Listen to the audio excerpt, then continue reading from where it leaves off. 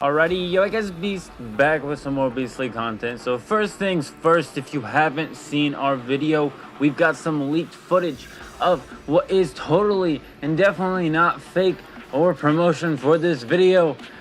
Leaked gameplay of the not the Nintendo Switch, the PS Vita port of No Man's Sky, guys. Okay, so enough with the humor. Let's get on into this video. This is gonna be the in-game content of No Man's Sky. So this is going to be end-game storage system here. I am continuing this build here. We are also going to be sorting our ships. I'm going to explain the build here. We're going to get right on into this, guys, here shortly. So first things first, you see what's going on. We were working on the landing pads a little bit. We were redoing them and such. We were taking pauses every now and again. You know how it goes, guys. But anywho, one other thing I want to mention while this is going is that what you've seen there was a thing called Sunshine/Moonlight on the Vita side of things, where you can stream your entire gaming PC to your PS Vita using firmware. If any of y'all are interested in that, I will be doing videos on my Vita soon. I just got it. I haven't had one of these since I was a kid. I absolutely love it, guys. But anywho, so as you can see there, we can just drop every single thing in any ship we ever get that we don't want to have to deal with into our Nip storage inventory. It will be fine. It will use every single storage container that we have. We're only going to be putting Nip in there. We took everything else out and we put it into organized, categorized ships. We have 5 landing docks here, guys. That means that we can have up to 5 ships out at any time at this base, and also you can pull ships out anywhere, guys. We then also are going to be labeling these ships. I will be showing you that. I will also show you how to upgrade and max out these ships for free for any of you comfortable doing that. I do also have a video down below for how to get quick storage upgrade slots. Those are important for this video if you are going to be doing this legitimately, since these are just storage ships though, and all it is a shiny storage container with a whole lot more inventory.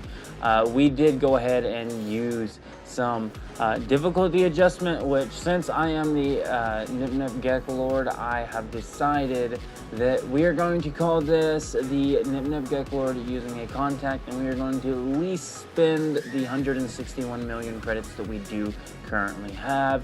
We are going to be paying our contact off with this. That is going to be the lore behind why we are spending this on the first upgrades before setting it over to the free difficulty, just to add a sort of expense and cost. Still, I could have used that 161 million units on anything else. It still keeps validity to the game and still feels like a challenge to me. Also, I tried to use as many legit resources as possible. A couple of times I accidentally left some free crafting enabled for like a couple sandstone things, but that's sandstone, guys. All that is going to dig a hole and digging a bigger hole.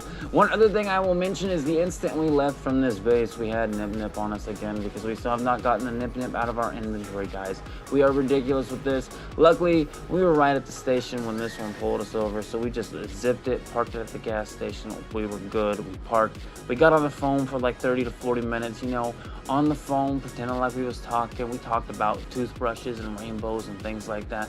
Anything just to keep this space police from getting us and our wonderful Nip. So as you've seen there, that is how our contact works. It is the difficulty slider. Our contact is the difficulty slider, guys. That's his name is Slider. So as you can see here, this is the upgrades ship section, purchase upgrades, but of course, since we enabled free crafting as well as the free purchases, we are able to actually upgrade that. And see, we didn't actually do that yet. That was our contact. We just contacted our contact, and now that our contact has been contacted, we now have a hacked Starship upgrade thing. This will allow us to upgrade 5 ships for our storage inventory. Our player ship that we actually play and drive around in daily will not be upgraded using free anything. I want to upgrade that only using the Geklord's money. That way that I am role-playing the Geklord that is the goal of the channel lately, guys. We've been doing the Geklord here. Anyway, so as you can see here, we finally set crafting enabled. The reason why we did this is because I wanted these ships to be able to be summoned in any galaxy. That means even if we have a different ship already set up. So that means we need all of the drive upgrades. We needed all the upgrades, really, honestly, guys. I mean, these ships are full of our stuff. We had to make sure they were protected. The good thing is most of my ships already have base weapon upgrades or shield upgrades that I have given them. I wanted to use the living starship, however, unfortunately, I discovered that it actually uses a different type of upgrade material. I didn't actually feel like looking into that. However, I might be doing a video in the future over the living starship, just because I wasn't aware that it didn't use normal upgrade slots, and you can't just simply change 2 difficulty settings and go upgrade it. And that means even a creative player might have to go do something and grind to actually get this done, which I'm thinking maybe they would be used in the Quicksilver shop. There'd be just ones purchasable, but I'm not for sure on that. I haven't even looked into it. I just backed out of it for the sake of the video being shorter. We did this. So as you can see here, we are now building the landing pads. This is a wood bottom floor sort of thing. We covered the bottom with wood, we covered the top with sandstone. It's a wooden sandstone sort of vibes here, guys. As you can see, I think it looks phenomenal. It goes really well with the rest of the base. Also, the looks of the landing pads are actually going along with the walls that are made of the cubes. Also, same with the pillars that we built. We did build pillars here this time. I love these pillars. These are the best pillars, honestly, guys. You can argue with me all day. This is the best pillars. Maybe if you're using the glitch mod to be able to scale them, and so you could scale them down and make them skinnier, that would make them cooler. However, I haven't even invested into looking into the time of learning how to do those things, because you can really do any sort of build you want in this game without even having to do any sort of glitch up things or anything like that, where you have to like change your upscaling and stuff like that. You don't need to do any of that. You can downscale and upscale anything you need to in order to still make some absolutely insane bases, guys.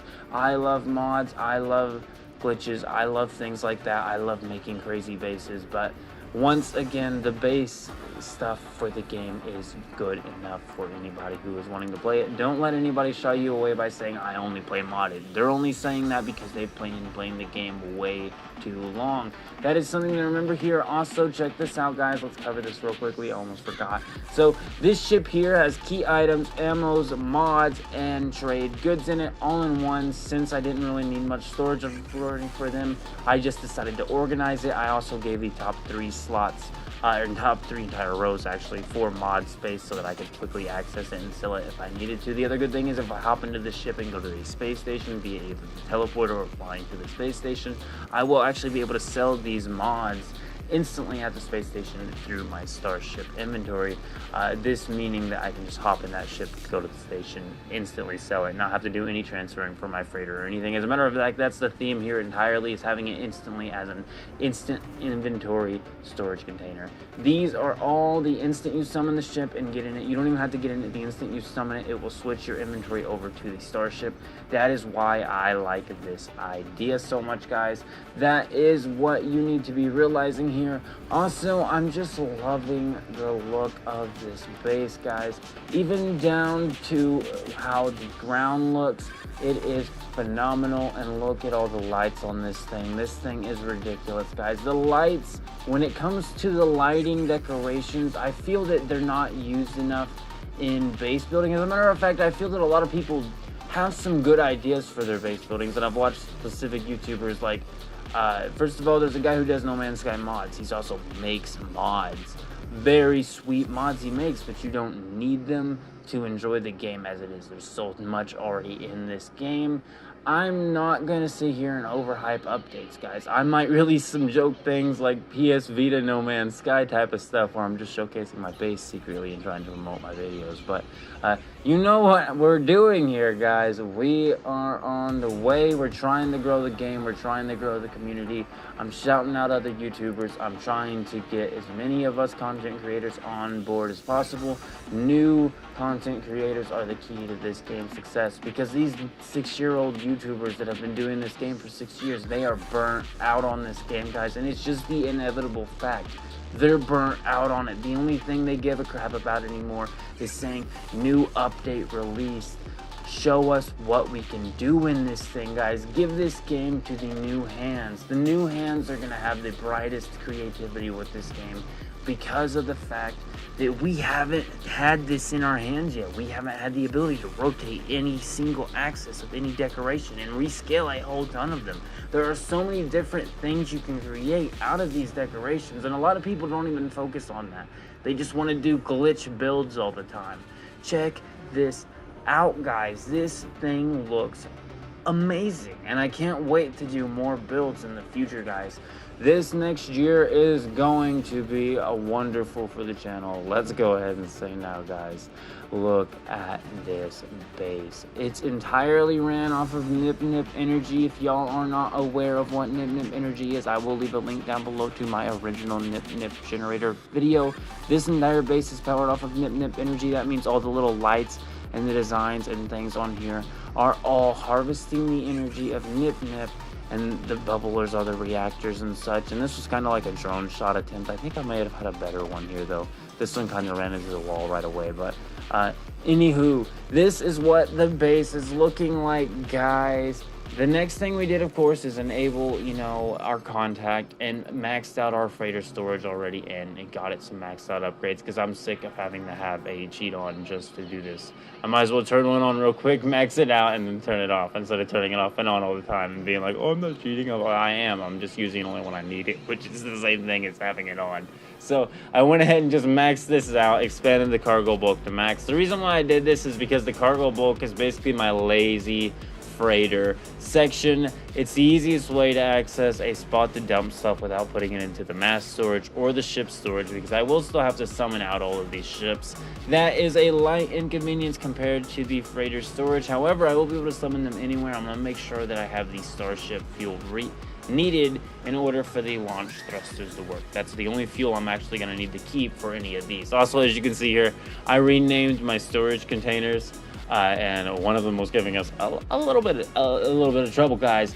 You know what I'm saying. But that's Project Nip Nip's storage containers. Project Nip Nip got 4 storage containers. The newest farm got 1 storage containers. I like to take storage containers actually and plant them down inside of my farm somewhere. I literally just bury them underground, because when you do that, you're able to access just that 1 storage container with the exosuit inventory, just quick selecting, going down the storage container and depositing it, and you can literally bury it underground when you're using Nip Nip Energy. This is the power of Nip Nip Energy, guys. Forget wires, forget worrying about where anything is, because you can just bury it anywhere. The Nip Nip Energy is so strong and so powerful that it just powers everything, guys. Space Weed is really out of this world. So as you can see here, this was basically the final hurrah. I think we did actually just go through and do some harvesting of farms. This might have been the first one, and the Nip Nip harvest. Like I've said before, our goal is to get to 500 million credits in Space Weed before in one day. So basically one day we want to make 500 million credits off of selling Space Weed.